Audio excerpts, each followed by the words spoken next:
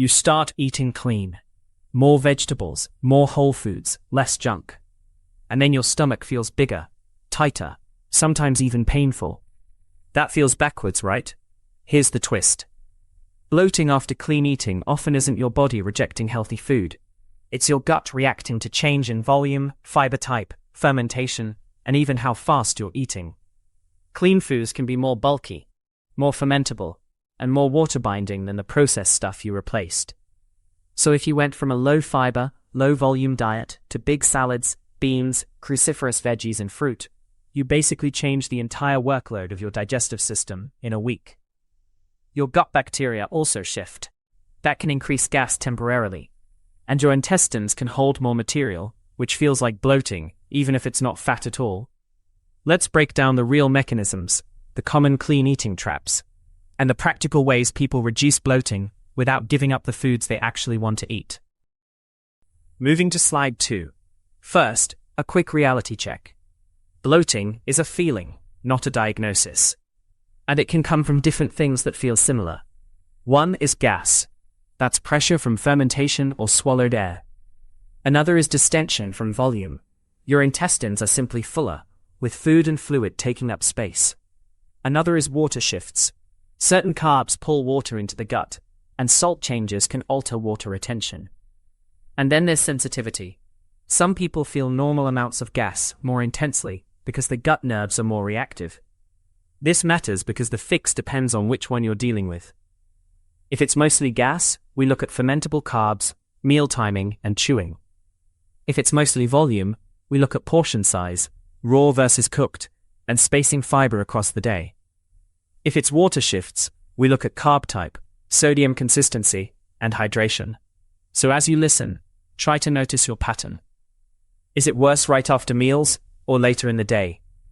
Is it noisy and gassy or just tight and heavy? Moving to slide 3. The most common reason clean eating causes bloating is simple. You increased fiber too fast. Fiber is great, but it's also work. Your gut has to move more material, and your bacteria have more to ferment. If you jump from, say, 10 grams of fiber a day to 30 or 40, you can get gas, cramping, and that stretched feeling. There are 2 main types. Insoluble fiber is more like a brush. It adds bulk and speeds transit for many people. Think wheat bran, some leafy greens, and vegetable skins. Soluble fiber is more like a gel. It holds water and can slow things down. Think oats, beans, chia, and many fruits. Both can be helpful, but both can bloat you if the dose spikes overnight. A practical approach is to ramp gradually. Keep your clean choices, just scale portions, and spread fiber across meals. And consider cooking more of your vegetables at first. Cooking breaks down plant structure, often making it easier to tolerate while your gut adapts. Moving to slide 4. Now let's talk about a sneaky category. FODMAPs. That's a group of carbohydrates that are more likely to ferment and pull water into the intestines. A lot of clean staples are high FODMAP. Think onions, garlic, apples, pears, wheat-based products, many legumes, and some sweeteners like sugar alcohols. For many people, these foods are totally fine, but if you're sensitive, or you stack several of them in one meal, you can feel like a balloon. Here's the stacking problem. A clean bowl might have chickpeas, onion, garlic, cauliflower, and an apple on the side. Each one alone might be okay. Together, it can be too much fermentable material at once. This is why some people feel better on a temporary low FODMAP approach, not as a forever diet, but as a way to identify triggers. The goal is personalization, not restriction. Often you can keep the same style of eating, just swap a few high-impact ingredients. Moving to slide 5. Another clean eating classic is the massive raw salad. It looks light. It feels virtuous. And then it sits in your stomach like a wet backpack. Raw vegetables are physically tougher. The plant cell walls are intact. You have to chew more, your stomach has to churn more, and your intestines have to process more rough structure. Cooking is basically pre-digestion. It softens fiber, reduces mechanical irritation for some people, and can make the same vegetables feel dramatically easier. There's also volume. A huge bowl of greens is low calorie, but it can still take up a lot of space. If you're eating it fast, you're swallowing more air too. So if your bloating is mostly immediate and heavy, try this experiment. Keep the ingredients similar, but switch the format. Soup, sauté, roast or steam, or do half raw, half cooked. Same clean eating identity, less gut traffic jam. And yes, chew more than you think you need. Moving to slide 6. Let's hit legumes because they're a top offender and also a top nutrition win. Beans and lentils contain fibers and resistant starches that your body doesn't fully digest. Your gut bacteria do. That fermentation creates gas. Also, legumes contain compounds that can be harder to break down, especially if you're not used to them. The mistake is going from 0 beans to a giant bowl of them, or choosing the gassiest forms first. Better approach. Start with smaller portions. Try lentils over larger beans for some people. Use canned legumes and rinse them well. That can reduce some of the fermentable stuff. If you cook from dry, soaking and changing the water helps. And pair them with simpler sides at first. If you add beans plus onions plus cauliflower plus a high-fiber grain, you're stacking fermentation. You don't need to fear legumes, you just need a ramp. Most guts adapt over time, but the timeline is individual. Moving to slide 7. Another reason clean eating can bloat you is resistant starch. This is starch that escapes digestion and feeds gut bacteria in the large intestine. Resistant starch can be great for some people, but if you increase it quickly, you can get more gas and distension. Common clean sources: oats, slightly green bananas, cooked and cooled rice or potatoes, some whole grains. Even certain meal prep habits increase resistant starch, like cooking carbs, cooling them, then reheating. If you notice bloating that shows up later in the day, not immediately after eating, resistant starch and fermentation are worth considering. You don't have to remove these foods. You can adjust the dose. Smaller servings, more gradual increase, and spacing them out. Also, mixing them with protein and fats can slow the overall digestive flow, which sometimes improves tolerance. The big idea is simple. Your gut microbes respond to what you feed them. When you change the menu fast, they respond fast. Moving to slide 8. Let's talk about healthy sweeteners and protein products, because they can quietly wreck your stomach. Sugar alcohols like sorbitol, mannitol, and xylitol are common in sugar-free gum, candies, and some protein bars. They're poorly absorbed for many people. That means they pull water into the gut and get fermented. Result: gas, bloating, and sometimes urgent bathroom trips. Even if you're eating clean, you might be leaning on better snacks. High-protein bars, low-sugar treats, flavored yogurts with added fibers like inulin or chicory root. Those added fibers can be very fermentable. A simple test is to scan ingredients for sugar alcohols and added prebiotic fibers. If bloating lines up with those foods, try a 2-week break and see what changes. You're not failing clean eating. You're just learning which modern health ingredients your gut tolerates. Moving to slide 9. Bloating is not only about what you eat, it's also about how you eat. A lot of people switch to clean eating and start doing huge bowls, big smoothies, and fast meals at a desk. Speed matters. When you eat quickly, you swallow more air. That's called aerophagia. Carbonated drinks add gas too, even sparkling water. Smoothies are another one.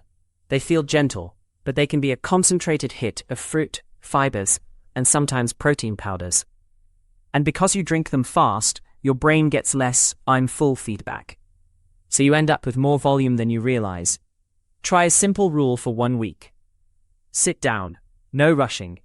Chew until the food is basically paste. Keep carbonation away from your biggest meals.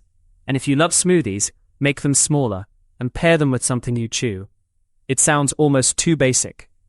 But for a lot of people, this is the difference between clean eating hurts and clean eating works. Moving to slide 10. Let's cover sodium and water, because people often change both without realizing. When you stop eating packaged foods, sodium often drops. That sounds good, but a sudden drop can change fluid balance and even affect how you feel during workouts. Then people react by drinking a lot more water or swinging back and forth between very low and very high sodium days. On the other side, some clean foods are sneaky salty. Think sauces, broths, seasoning blends, and restaurant-healthy bowls. If sodium is inconsistent, your body can hold water differently from day to day. That can feel like bloating. Also, carbs store water with them. If your clean diet is higher in carbs than before, or you reintroduced carbs after cutting them, you may hold more water in muscles and the gut. That is not a problem. It's just physiology. The practical move is consistency. Keep sodium and carbs relatively steady for a week, then judge how you feel. Moving to slide 11.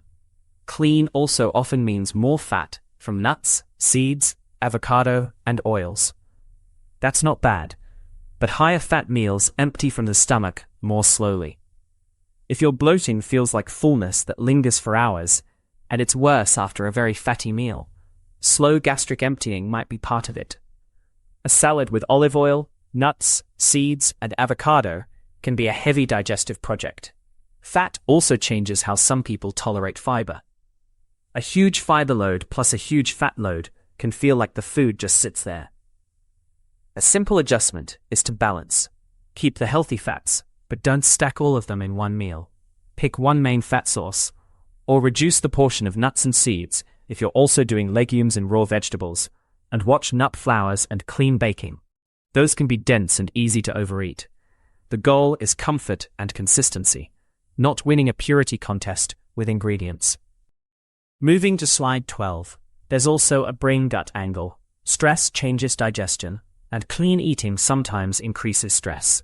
You start tracking, planning, reading labels, worrying about ingredients. You eat faster because you're busy, or you eat in a tense state because you're trying to be perfect. Your nervous system influences gut motility, acid secretion, and sensitivity. So the same meal can feel fine on a relaxed weekend and bloating on a rushed workday. This is not it's all in your head. It's a real two-way connection. The gut has a nervous system and it responds to your state. A practical experiment is to keep the food the same and change the context. Sit down, fewer distractions, longer meal time, a short walk after eating if that feels good for you. If your bloating is unpredictable, stress and sleep patterns are often the missing piece. Not the only piece, but a big one. Moving to slide 13. So what do you actually do with all this? Here's a clean, practical troubleshooting sequence that works for many people. Step 1. Stop stacking. For a week, simplify meals. Pick one main fiber source per meal. For example, either beans or cruciferous veggies, not both at high portions. Step 2. Cook more. Swap one big raw meal for a cooked version. Roasted vegetables, soups, stews, sautéed greens. Step 3. Control the dose. Increase fiber by small increments every few days, not overnight, and spread it across the day. Step 4. Check the health products. Remove sugar alcohols and added prebiotic fibers for 2 weeks. Step 5. Slow down. Chew. Reduce carbonation with meals. If you do this and you feel clearly better, you've learned something specific. Then you can reintroduce foods one at a time and find your personal threshold. That's how you keep clean eating sustainable. Moving to slide 14. One more thing. Sometimes bloating is a signal to get checked, not just optimized. If you have severe pain, persistent vomiting, blood in stool, unexplained weight loss, fever, anemia, or symptoms that wake you up at night, that's not a clean eating adjustment. That's a conversation with a clinician. Also, if bloating is constant and progressive, or paired with major changes in bowel habits that don't settle, it's worth professional evaluation. Conditions like food intolerances, IBS patterns, inflammatory issues, or other gastrointestinal problems can overlap with diet changes. And self-experimenting can only go so far. For most people, though, the story is simpler. You cleaned up your diet, you added a lot of fiber and fermentable carbs, and your gut needs a smarter ramp. If you want, leave a comment with your pattern. Do you bloat more from raw salads or more from beans, A or B? And if you want more nutrition scripts like this, hit the subscribe button once. This information is not a substitute for medical advice. Your biology is programmable. Learn the signals.